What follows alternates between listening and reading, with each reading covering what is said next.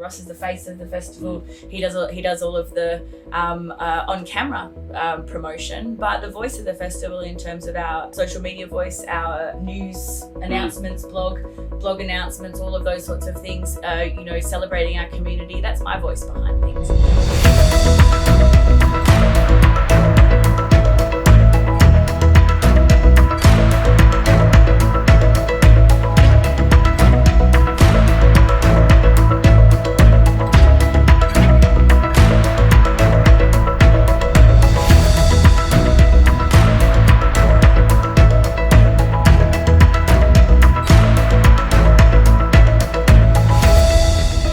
Over here to come and study, from Perth, yeah. And I was interested in both the cultural studies courses at Western, but also the English text and writing course that was available at the time. I really liked the crossover between the linguistics and the writing aspects.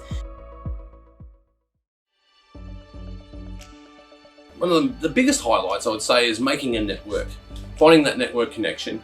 For me, I was back in the day, we would call mature age students. I think we're now called non-school leavers.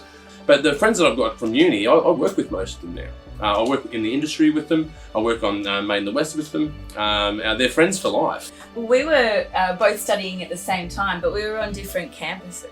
So it was really interesting that actually we ended up making the same friends across different campuses. It was lucky that we were together, because I remember when we first started, there were quite a few moments when we looked at each other and thought, oh my gosh, how are we going to get through this workload? Oh, first week I thought I was going to die. Like, how can anyone read all this material? I think first and foremost, it's a celebration. It's a celebration of artists. It's a celebration of their work. And then it also identifies to people in the audience, hey, it's accessible. If you want to be one of these guys, you can. Made in the West was born out of rebellion, really.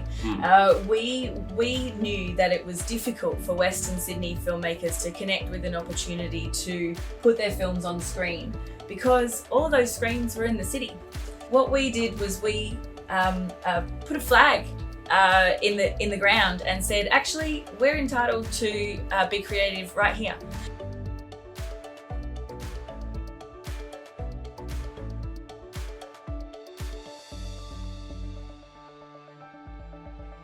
I spent 5 years trying to convince people that a festival could take place online, and now the world has shown that it's possible.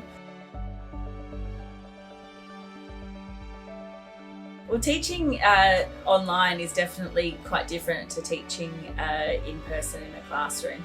I find that I have more tricks up my sleeve in an online setting, to be honest. When I'm in an online setting, similar to those online networking events that we run and the digital festival spaces that we try to build, we've got platforms at our disposal. We've got software at our disposal.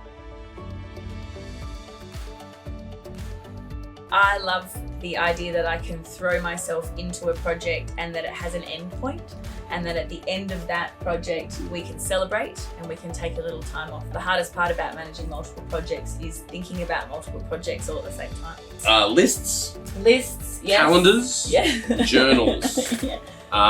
Multiple. Personally, I run 2 journals and 3 calendars. I think we have, and we have our joint calendar. And you just need to have visibility of what everyone is doing.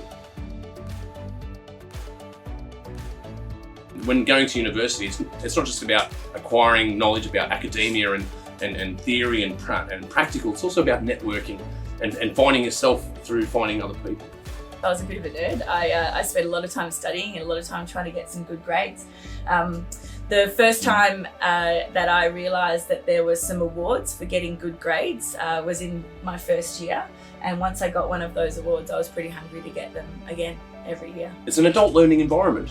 No one's going to tell you what to do. You have to have the discipline to step up and do the work. That's an important part of university. It's that step into adult life for a lot of people.